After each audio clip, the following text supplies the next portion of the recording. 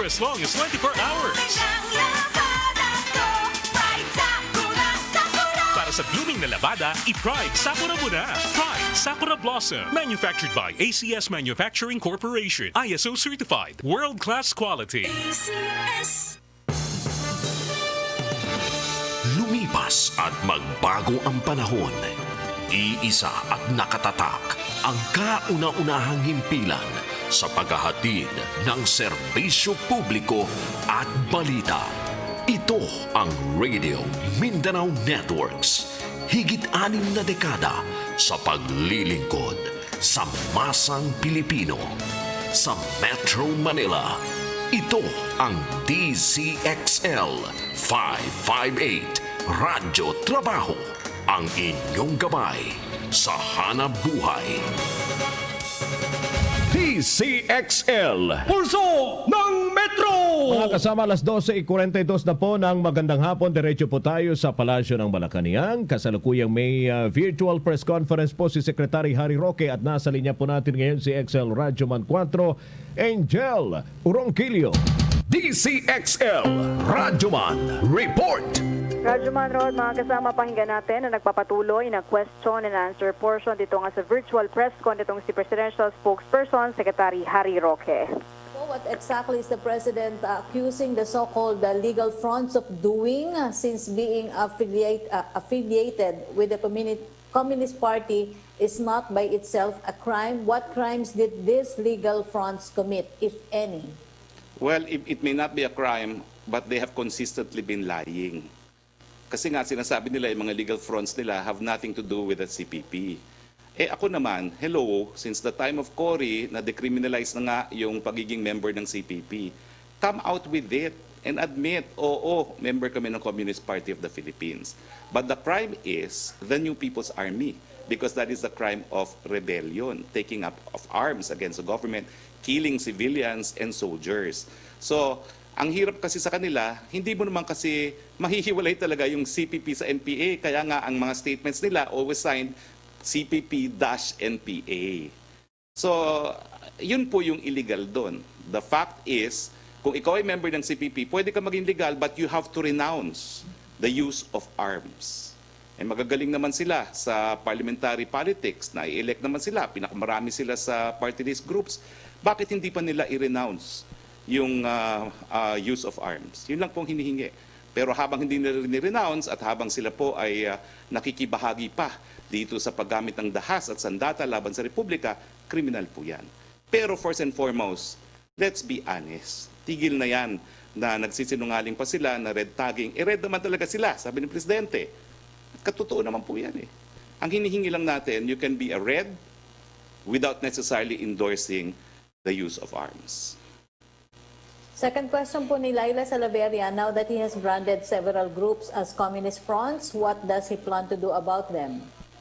Well, yun lang po. Unang-una, to expose their lies. Personal knowledge po yan, ha? Si Congressman Zarate cannot deny that. Matagal na sila magkakakilala. At saka ang Presidente mismo admitted more than once na he was part of the legal front. Yung precursor ng karapatan. He was head of that group in Davao.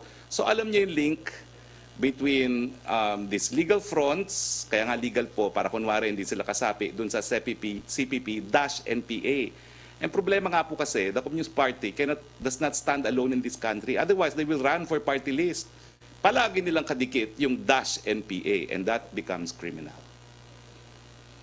Question from Jenaling Tabiling na Manila Bulletin. Please clarify daw po the government's ban on Christmas parties, caroling, and large family reunions. Will the government enforce these restrictions across the country? What will happen to those who violate the ban on mass gatherings? At the very minimum, they will be asked to disassemble. Okay? Pero depende rin po sa ordinansa kasi wala po tayong pang-nasyonal na batas tungkol rito. Pwede po sigurong fine kung yan po ay provided in a local ordinance. Pwedeng iba pang parusa na nakalagay po sa local ordinance. We'll have to check yung ordinance in effect po. Second question po niya, now that the President openly daw po tag military party list group as legal fronts of CPP and PA, what will happen next? Please elaborate daw po on their alleged involvement in the grand conspiracy to bring down the government. Will sedition charges be filed against them? Hindi nga po pwedeng sedition at decriminalize na po yan during the time ni Presidente Cory. And I agree na mere membership alone should not be criminal. Pero yun nga po, hindi ko maintindihan na nanalo na nga sa eleksyon, bakit hindi pa renounce ang violence? Yun lang nang hinihingi ng Presidente. Renounce it. Kasi hindi po tama na Pilipino pumapatay ng kapwa Pilipino. Thank you, Secretary. Joseph Morong, please. Hi, sir. Yes, please. Ikatatakbo sa Senate, sir? Ay, nako. Okay na ako sa buhay ko. For 54 years of my life, 50 years of it, I was a private citizen. Para bumalik ako sa dati kong role na kakalabanin ko na lang yung mga presidente. Mukhang mas masaya yun. Depende kung sino. Depende kung sino. Yes. Sir, anyway, okay, dun muna tayo sa topic na yon. Okay, yung kay Vice President, pwede rin naman na, pwede rin iimbestigahan ba yon ng IATF? Well, alam nyo, hindi naman hiningi ng inquirer at ng ABS-CBN yan eh. So, ang sa akin lang is, bakit nga ako yung pinuruhan? Hindi ko maintindihan. Ako, nakita ko na yung picture yan, hindi naman namin pinapansin yan. Because alam naman namin kasi, kami mga may karanasan sa politiko na, ano magagawa mo, no? Binibigay yung kamay. Sa akin, parang, let's just be fair. It's an appeal to our colleagues in the media, no? Let's just be fair. Sir, your comment, sabi ni SOH kahapon, ni Health Secretary Francisco Duque III, na for the Christmas holidays, he would rather that the public defer, no, yung travel plans nila. Your comment first. Well, ang sa akin po, marami na pong nabubukas talaga ng mga tourist spots sa Pilipinas. At syempre po, hinahayaan natin magbukas yan dahil kinakailangan din ng ekonomiya.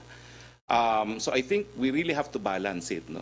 Bigyan naman natin ng hanap buhay yung mga nasa sektor ng turismo. Pero gaya na akin sinasabi, no, pwede naman po, at ito sinasabi ni Presidente, mag-mask, maghugas, mag-iwas. Sir, would the IATF, I understand sila Secretary Galvez has already draft, no, parang Christmas guidelines, just to harmonize and put together once again as a reminder for the people, yung mga things that they should be doing or not be doing. For example, probably you could put mga guidelines on testing when they travel, when they go out. Would you be releasing such a thing? And then, sir, baka kasi, the reason why there's a focus on you is that you are advising mass hugas iwas, and yet you will be found in, for example, your dolphins or yung mga public events. I mean, the onus is higher probably for you because you're the ones convincing the public to follow certain rules. So those two aspects, sir. I disagree po. That's absolutely no basis. Itong pinapakita ko po is proof. Pinupuruan lang ako dahil akong mukha ng presidente.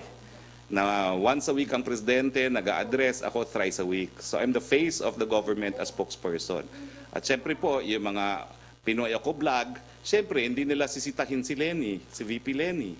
Dahil ang gusto lang nila sitahin, yung mga taong gobyerno to discredit the government. So malinaw yun, Joseph. Ikaw naman, oo. Sir, yung pong guidelines, do you think that it's necessary for the public to have, ay parang harmonized guidelines just to guide them in the coming holidays? Meron naman po tayong omnibus guidelines, no? So siguro po we will come up with dissemination materials in time for Christmas para mas madali matandaan at maalala ng ating mga kababayan. Sir, short na lang, may difference pa ba, sir, MGCQ at GCQ? Kasi parang, well, mukhang in name it's GCQ, but in essence, it's like no, big MGCQ difference. already. Big difference kasi talagang ang GCQ limited pa rin ang gatherings at bawal pa rin talaga yung mga theaters, mga mass gatherings. Samantalang sa MGCQ where bantayan was mas relaxed, no? And what I would suggest nga is guidelines in open air venues, no? Alam ko dapat ma-observe talaga ang social distancing, and I reiterated this to the people, no? Pero dapat siguro talaga linawin talaga yung mga yan, no? So yun po yung big difference. Wala pa rin talagang mass gatherings except for the increased capacity in restaurants pagdating po sa GCQ. So super last, yung pong makabayan ng say, ang sinasabi nila is yung mga itong tirades ni Presidente is to discredit them in the coming elections. Alam mo, katotohanan lang yung sinasabi ni Presidente. Alam ko rin yan. Having spent more than, 15 years in UP as a student and as another 15 as a professor there. Alam po natin yan. Bakit pa kasi dinideny? Hinihingi lang natin, buwagin nyo na yung mga party list nyo, tawagin nyo ng CPP. Pero wag na kayong susuporta sa NPA. Dahil yung pagsuporta sa NPA makes it illegal. Yes, sir. Thank you for your time, sir. Thank you po. Yusek Rocky, please. Okay. Secretary, tanong mula kay Virgil Lopez ng GMA News. Can we ask for clearer guidelines daw po on allowing minors to go to malls? Do we have a specific age group for this? Won't this imperil the safety of the children? Gagawin pa po yan ng Metro Manila Council at ng mga lokal na pamahalaan. Pag lumabas na po yun sa Metro Manila Council, yes, that will be applicable to the entire Metropolitan Manila area. May we know if family reunions daw are banned or just discouraged? Interior Secretary Eduardo Año said yesterday that family reunions are mass gatherings which remain banned under community quarantine protocols. Under GCQ, limited po yan kung talagang up to 10, pero kung gagawin nila sa restaurant, up to 50% capacity. Tanong po ni Chris Susena Remate Online, reaction po sa sinabi ni Bayan Muna Party List Representative Carlos Zarate na diversionary tactic lamang ang mga pag-atake ni Pangulong Rodrigo Duterte sa ilang mga mambabatas para mawala ang mga mahalagang issue sa mata ng publiko. Inilarawan pa niya si Pangulong Duterte bilang dumi ng aso. Sinabi pa ni Zarate na hindi bago ang pag-atake ng Pangulo sa kanyang mga kritiko sa weekly address at kahapon nga ay sila naman ang target ng mga tirada nito. Magpakatotoo ka. That's all I can say and I have to say to him. Tanong po ni Keith Kalayag ng Manila Times, in his SONA last July, President Duterte challenged telcos to improve their services before December or they may face closure. December na po, marami pa rin po nagre-reklamo sa internet, mabagal na internet connection sa bansa, lalo na ngayong marami pong work from home at nag-online class. Ano po ang pinaplano gawin ng administrasyon to solve internet problems in the country? Alam niyo po, nasagot ko na po yan. No? Kinonfirma ko na yung karanasan natin ay talagang ganyan din ang nararamdaman ng buong bayan at si Presidente rin. Siguro napapansin niya, wala pa rin improvement. So, hinihimo ko po ang ating mga telcos, ano naman po ang isusukli nyo matapos kayo pagbigyan ng Presidente dun sa hinihiling ninyo na mas mapabilis yung pag-approval ng mga telecom towers. Tingin ko naman, siguro na dahil nakuha na nila yung mga approval, it's a matter of installing the telecom towers. Pero I would like to invite both companies to submit to us yung mga bagong towers na itayo na nila, and I really want them to commit kung kailan sila magkakaroon ng mas mabuting serbisyo. Thank you, Secretary. Thank you. Pierre Nada, please. Hello, sir. Yes, go ahead. Yes, sir. Sir, first dun po sa the IAPF resolution on Stay Safe. Sir, can we just get the confirmation? Has Stay Safe developer Multisys entered into a MOA with the DOH? Yes. Formalizing the data? Yes, okay, yes, so that's in can we know place. what date the MOA was signed? Ako, hindi ko na maalala, but that settled the issue of privacy kasi because they assigned all the data to the DOH. Oh, if I'm not mistaken, that was that MOA that enabled DOH to be satisfied as far as data privacy is concerned. Now, yung specific guidelines, yan po according to the ICT, binubuo pa nila. Pero yung agreement is in place, kaya nga po walang objection as far as data privacy is concerned. Okay. But sir, if you can follow up on the date, we would really appreciate the actual date of the MOA signing. DOH. I'll verify with DOH, no? But thank you for that question. Let's look for that signed MOA. Basta ang alam ko, the last time we launched it, it could not have been launched without an agreement with the DOH that they will have ownership of all the data to be gathered by Stay Safe. Because I was there at the launch. Okay. Sir, second question, with the relaxing of the rules, is it safe to say that in GCQ areas, people can now go out for leisure purposes as long as they follow minimum health standards? Ganun na po ba yun? Well, pwede po sila mag-malling, pwede po silang, ang mga parks I think are, hindi ko alam kung bukas ng Rizal Park. Hindi pa ata bukas ang mga parks, no? Pero at least sa restaurants at sa mga malls, no? And then there's significant increase na in the number of people that can attend religious services indoors. Pero hindi pa po talaga balik kasi yung mga sinehan sarado pa, yung mga kids industry sarado pa, wala pa rin tayong mga provincial buses except for limited ones. So, tight pa rin po ang restriction somehow. All right. And then, sir, last question. Sir, last night dun sa outburst ni Presidente, sir, why doesn't the President wait for the courts to decide whether or not these progressive groups or terror groups are guilty of any crime before red tagging them? Kasi, sir, what does it say about how the government respects, for example, their right to be presumed innocent before guilt is proven, and also, sir, due process? Alam mo, number one, lilinawin ko, being a communist is not criminal. Merong personal na knowledge si Presidente na si Zarate, ang mga party list group na kaalyado ng Bayan Muna, ay talaga mga komunista. Ulitin ko po, ang problema lang dyan, yung CPP-NPA. So there's no need for the President to wait for a court judgment kasi yung mere membership sa CPP, hindi naman po yan makakarating sa hukuman. It's the fact that there is really a tie that binds the CPP with the NPA. So, hindi po yan red tagging. It's a statement of fact dahil may personal experience po si Presidente, lalong-lalo na si Congressman Zarate. In that case, sir, if hindi naman problema yung being part of the CPP, then why is the President so angry? And if then you say that the issue at hand is membership in the NPA, diba? Yung renouncing armed struggle, then why doesn't the government first prove that they actually are involved in armed struggle before railing about them and parang labeling them as parang conspirators, co-conspirators of the NPA? Nakakabuisit kasi nga nagsisinungaling pa na hindi sila mga komunista. Komunista sila talaga, hello. Kaya nga naiinis yung Presidente. Now, as to whether or not we need to prove that NPA is engage in an armed struggle. Again, hello, sino ba naman ang kailangan pa ng forever na the NPA is engaged in armed struggle?